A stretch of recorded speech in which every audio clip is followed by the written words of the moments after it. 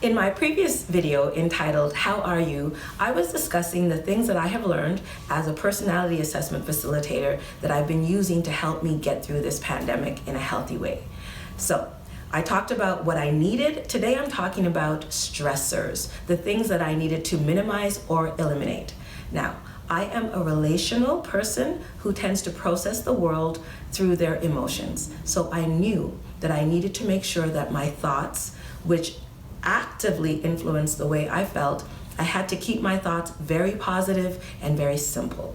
If I let myself go down a rabbit hole of I'm self-isolating alone, I would start feeling isolated and afraid. So I couldn't do things like that. I had to stay really positive.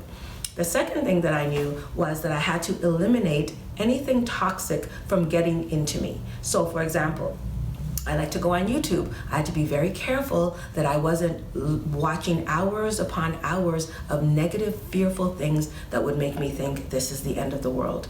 And I also had to be clear with people that were sending me things, the kinds of information that I was willing to take in. So for example, no, I didn't need to know everyone dying at every moment in every part of the world. That was stressful for me.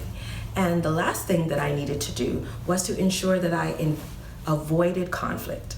So if there was anybody that I saw, and we were all kind of in a heightened state of emotion, we really are. And it was very easy to realize someone thinks this, I think this, and try to thrash it out. And I realized no conflict. So anything that was gonna get me riled up, I had to just say, this is not the time, this is not the place, and give myself permission to just say, it doesn't really matter. So by keeping those three things in mind, I kept my emotional life fairly stable. Now, I am an out and proud extrovert.